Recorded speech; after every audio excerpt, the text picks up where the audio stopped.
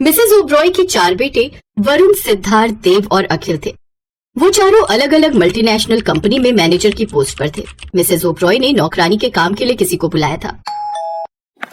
सबसे पहले तुम ये बताओ कि तुम्हारी क्वालिफिकेशन क्या है और तुम कहाँ की रहने वाली हो? मैडम, मैंने बीकॉम किया हुआ है और मैं यहाँ से 50 किलोमीटर दूर है रामपुर गांव, वहाँ की रहने वाली हूँ।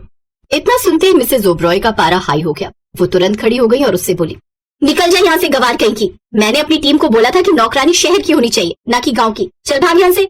वो लड़की उससे कुछ बोल नहीं पाई और वहाँ से चली गई। इतने में मिस्टर ओब्रॉय वहाँ पर आ गए। ये क्या बदतमीजी है? अगर खाना बनाने वाली गांव की होगी तब तो और अच्छी बात है ना। गांव की लड़कियां अच्छा खाना बना लेती हैं। तुम्हें जैसी लड़की रखनी है रखो, लेकिन कम से कम किसी के इंसल्ट तो मत किया करो। तुम भूल गई कि तुम भी एक गांव की लड़की हो।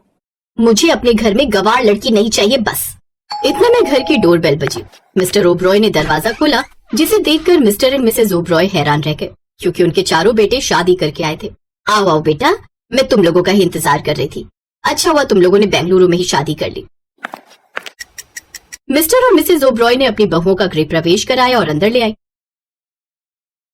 वरुण, सिद्धार्थ, देव, अखिल, बहुओं का इंट्रोडक्शन तो दो। माँ, मैंने आपको फोन पर ही बताया था ना कि हम चारों ने बहुत संस्कारी लड़कियां पसंद की हैं। हाँ हाँ, मेरी बहुएं देखने में तो लाखों में एक लग रही हैं, लेकिन अपने घर परिवार के बारे में तो बताओ। हम लोग इतने भी मॉडर्न नहीं हो गए हैं कि एक दूसरे के परिवार के बारे में ना जान सके। माँ, अब आपकी बहुएं अपना इंट्रोडक्शन खुद देंगी। अम्मा, हमारा नाम शीतल है, हमारे गांव का नाम है ढोलकपुर। अम्मा बाबूजी, हमारा नाम है सीता और हमें गोबर के उपले बनाना बहुत अच्छा लगता है। और अम्मा, हमारा नाम है मीना, हम बचपन से ही गाय भैंस चराते आ रहे हैं। गाय भैंस चराना हमको बहुत ही ज्यादा पसंद है। इससे पहले कि चौथी बहू यानी सावित्री कुछ बोल पाती, मिस ओब्रॉय ने उसे रोक दिया। बस करो, मुझे नहीं जानना तुम गवारों के बारे में और कुछ भी। इतना सुनते ही उसका बेटा सिद्धार्थ बोला, माँ, ये कैसी बातें कर रही हो? अभी तो आप बहुत प्यार से बात कर रही थी, अचानक क्या हो गया? मैं बताता हूँ बेटा, तुम लोगों को तो पता ही है कि तुम्हारी माँ को गांव के लोग बिल्कुल पसंद नहीं है, पर मुझे गांव के लोग बहुत पसंद है।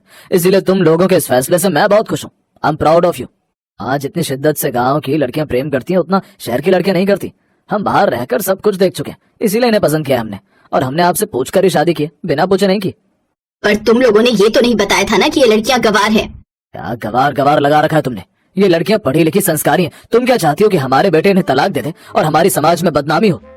गुस्से में उसकी माँ अपने कमरे में चली गई। अगले दिन मिस ओब्रॉय की एक सहेली और पड़ोसी रानी उनके घर आई, जो कि बहुत परेशान लग रही थी। मेरी तो जिंदगी नरक हो गई। अरे क्या हुआ रानी, अब तुझे किस बात की प्रॉब्लम? तेरे बेटे की शादी भी हो गई। इसी वजह से तो जिंदगी नरक हो गई है। अगर बहू अच्छी ना मिले तो जिंदगी नरक हो ही जाती है। मिस ओब्रॉय अपनी फ्रेंड रानी से बातचीत कर ही रही थी, तभी थोड़ी देर बाद मिस ओब्रॉय की चारों बहुएं चाय नाश्ता लेकर एक साथ वहाँ पर आ गयी।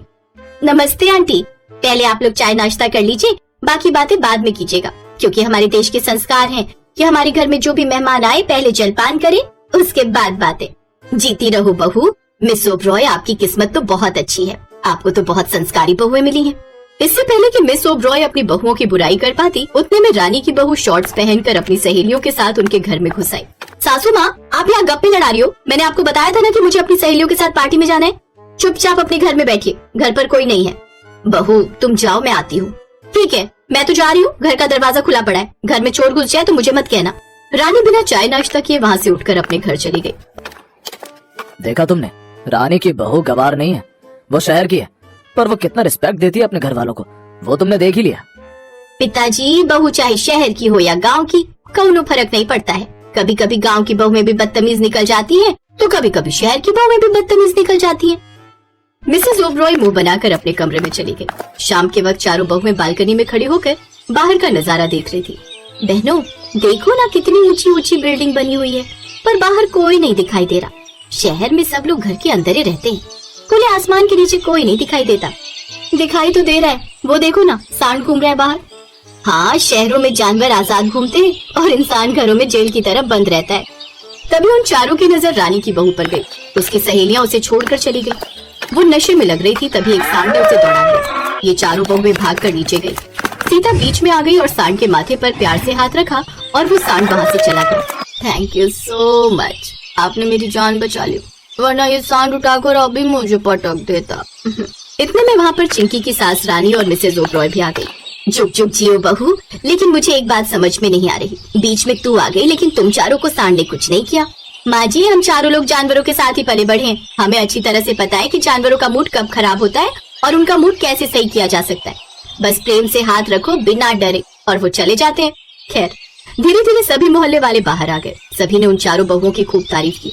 अगले दिन जब चिंकी का नशा उतरा तब वो चारों बहुओं से मिलने आई। आप लोगों को मैंने पहली बार देखा है। आंटी ने अपने चारों बेटों की शादी में मुझे बुलाया ही नहीं था। अब उन 4 गंवार बहुओं की दोस्ती चिंकी के साथ हो गई। एक हफ्ते के अंदर ही चिंकी का बिहेवियर पूरी तरह से बदल गया। अब उसने दारू पीना बंद कर दिया और एक संस्कारी लड़की बन गई। एक रोज रानी मिसेस ओबरॉय से मिलने आई। मिसेस ओबरॉय, मैं आपकी बहुओं को धन्यवाद करने आई हूँ। जिसे मैं और मेरा बेटा नहीं सुधार पाया, उस लड़की को तेरी बहुओं ने सुधार दिया। ये देखकर मिसेस ओबरॉय को अपनी गलती का एहसास अब धीरे धीरे होने लगा था। बहू, मुझे माफ कर देना। मैं भी बचपन में गांव में ही रही हूँ, पर मेरे आसपास की जितनी लड़कियां थी सब बदतमीज थी। इसीलिए मेरे अंदर ये बैठ गया था कि गांव की लड़कियां अच्छी हो ही नहीं सकती। पर तुम दोनों ने मेरे विचार बदल दिए। यहाँ तक कि रानी की बहू को भी तुमने बदल दिया, जिसे बदलना बिल्कुल नामुमकिन था। आप गलत बोल रही हैं माँ जी। हर इंसान अंदर से अच्छा ही होता है। भगवान किसी को बुरा बनाकर पैदा नहीं करता, लेकिन आसपास की सोसाइटी से इंस्पायर होकर वो भी वैसे ही ढलना चाहता है, इसीलिए वो बर्बाद हो जाता है। इस समाज ने चिंकी के अंदर जो भर दिया था, हमने बस उसे निकाल दिया और एक अच्छी चिंकी बाहर आ गई। सोसाइटी के सेक्रेटरी ने शाम को एक फंक्शन रखा है जिसमें हमारी बहुओं को सम्मानित किया जाएगा। सबने देखा था कि कैसे उस खतरनाक सांड से हमारी बहुओं ने महिला होने के बावजूद उसे बचा लिया, वो भी बिना उस सांड को कोई हानि पहुंचाए। शाम को पूरी सोसाइटी वालों की तरफ से उन चारों बहुओं को सम्मान दिया गया, जिससे ओबरॉय परिवार का नाम और ज्यादा रोशन हो गया।